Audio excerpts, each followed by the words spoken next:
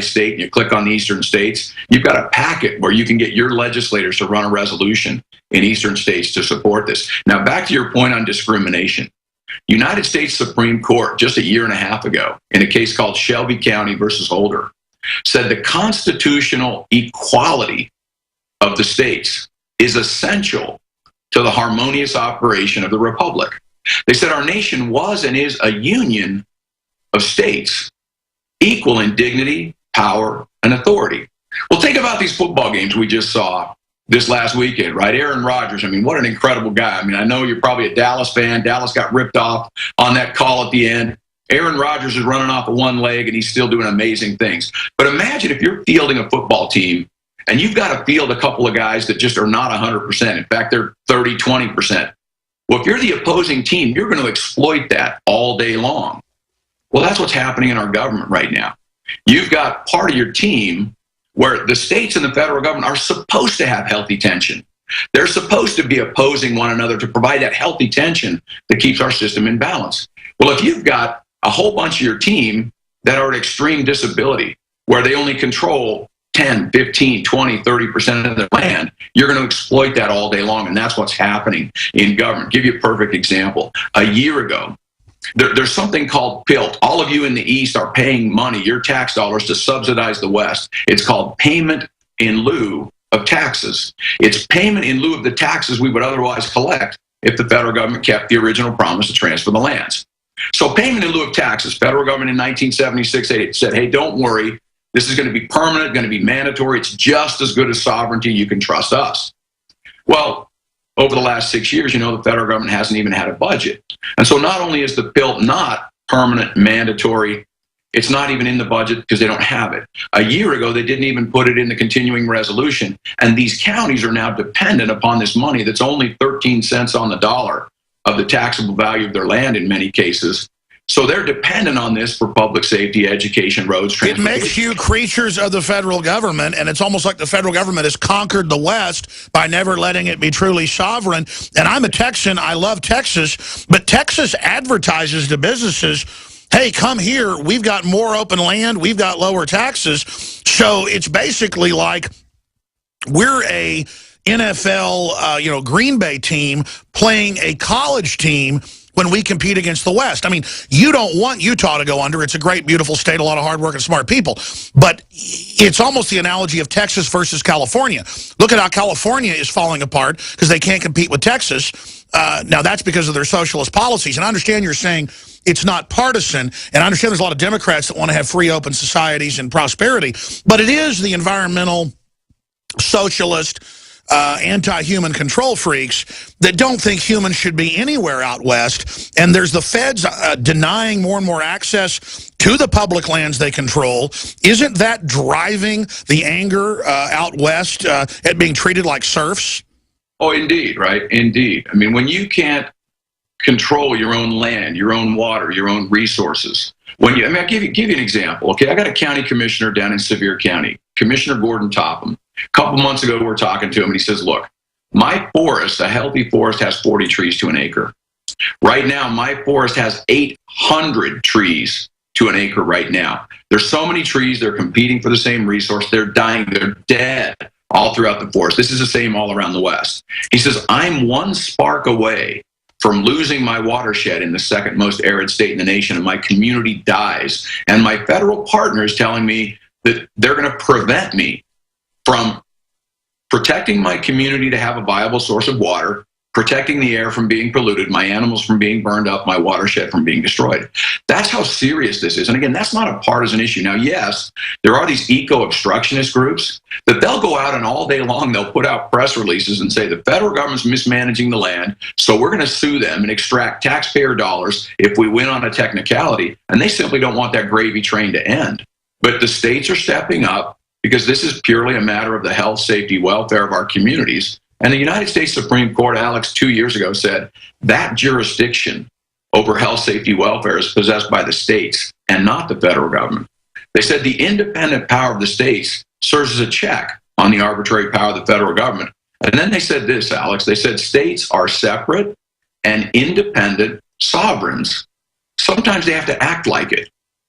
That's right, and it's time to bring balance back to the situation, AmericanLandsCouncil.org. Ken Ivory, you are a hero, and I don't say that very often with a lot of our guests, but it's true. What you're doing is so important, and the fact you're traveling all over the country, that other legislatures are duplicating what you're doing. How long until we start to see the benefits of this if Congress doesn't try to block you guys? Well, I appreciate the kind words, but I'm a dad, and that's why I got in this game. I've got 4 kids, and it's a simple math problem to see what's coming, and we've got to act. I mean, Erskine Bowles, Clinton White House Chief of Staff, will tell you. David Walker, Nonpartisan Government Accountability Office, will tell you. The American Institute of CPAs will tell you. We've got a very serious math problem. The problems are real. Solutions are painful. We have to act. We've got to grow fast, or we're going to go bankrupt. I know you probably got to go. It's a 60-second break. Can you do 5 more minutes and talk about that math problem? Yeah, you bet. And again, get to the website, AmericanLandsCouncil.org, sign the petition, get in the game. When you're ready to make a difference, we are the vehicle around the nation that's making that happen. We're here to help you. You are. Stay there. We'll be right back with Ken Ivory, State Rep, Utah. Thank you for listening to GCN. Visit GCNlive.com today.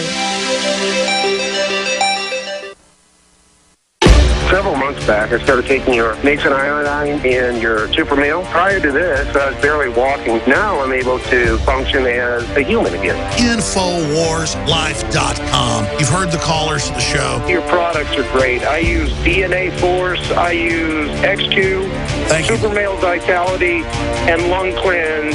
Every day, they're great stuff. Whether it's Survival Shield, Nascent Iodine, or DNA Force, Super Male Vitality, Super Female Vitality, Lung Cleanse, Fluoride Shield, Oxy Powder, I believe that all of these products will blow you away like they've done the thousands of other customers that have visited InfoWarsLife.com. Dash 2, just amazing what it's able to do to actually detox the body.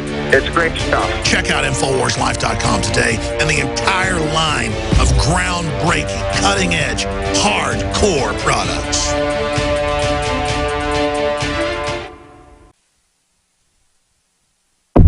You're listening to The Alex Jones Show.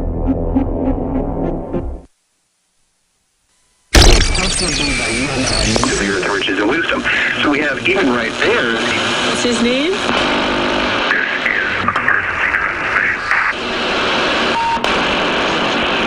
This is an emergency transmission from FEMA Region 6 in occupied North America.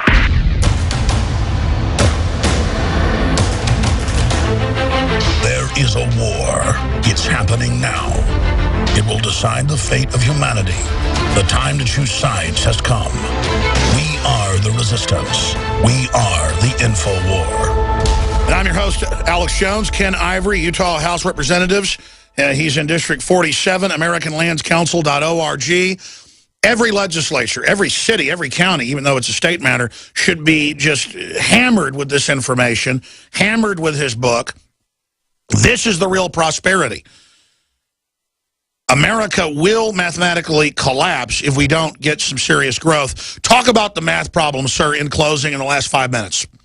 Well, yeah, you look at the math problem. Almost every state, nearly 50%, somewhere between 30 and 50% of their state budgets come from the federal government that is unsustainable. Government Accountability Office every year says it's unsustainable. It's the single largest line item of revenue for the states. So how are we going to take care of sick people, poor people, roads, public safety, educate our kids if we don't get ahead of the curve and get back to economic self-reliance? Yeah, there's a lot more we could talk about on that at another time. Big issue. We're working on something called Financial Ready Utah. It's our financial earthquake preparedness planning, some modeling tools that get there.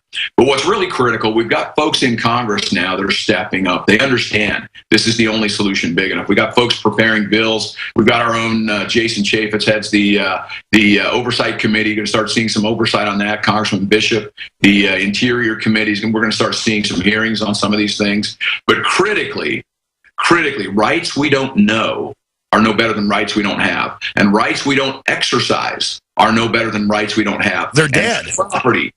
Property is essential. Liberty does not exist without the right and control of property. So get on the website, sign up, sign the petition, and then tell someone. I don't care how you do it. Carrier pigeon, smoke signal. I know that if Benjamin Franklin were around today, he wouldn't be set and type one letter at a time. He'd be on Facebook and Twitter, and he'd be jamming this information out as fast as he could go. And then tell your leaders. Tell them persistently, fix their eyes steadily, as Thomas Hart Benton said, on the period of the speedy extinction of the federal title to all the lands within the states, which is what Illinois and Missouri and Arkansas and that great western state of Florida already did. Promises are the same, already been done before. It is the only solution big enough. We need to make this the #1 issue in the 2016 campaign, because it is the only solution big enough to get our nation back to better health, better access, better productivity.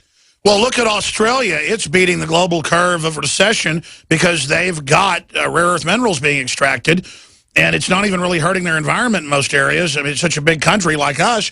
I mean, we should be in there getting that. We should be getting clean-burning coal.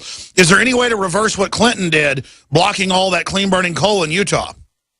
Yeah, we're working on a lot of those things. In fact, we've got states working back together on this thing. The critical word on that, Alex, is jurisdiction. The governing right, power, and authority. Where does the jurisdiction lie for the health, safety, welfare of the people? Now, that's something we're working on in Utah. We're working on with states all over the nation. And critically also, this whole idea of federalism, this governing partnership, the critical word there is union. Federalism is a team sport.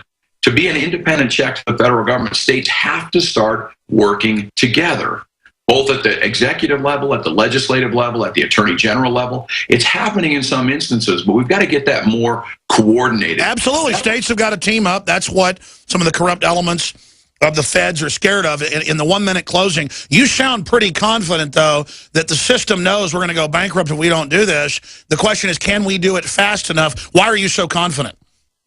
Like Ronald Reagan said, Alex, it's a wonderful time to be alive. We have no choice. We have no other option but to succeed and use the liberty, the property, the self-governance we have, and that's what's in our DNA. It's a wonderful time to be alive. We're lucky not to live in pale and timid times, he said. We've been blessed with the opportunity to stand for something, for liberty and freedom and fairness and property. These are things we're fighting for. So get to the website, AmericanLandsCouncil.org. Get in the game. We're here. We're leading on this. We're here to help anyone who wants to get in. Ken, we're out of time, but I'm impressed with your work. I was already aware of it, but thank you for coming on. I want to have you back on soon to talk about your book, Where's the Line? How States Protect the Constitution. Godspeed. Hey, my pleasure. Thanks, Alex. Thank you. We'll be back, folks. Stay with us.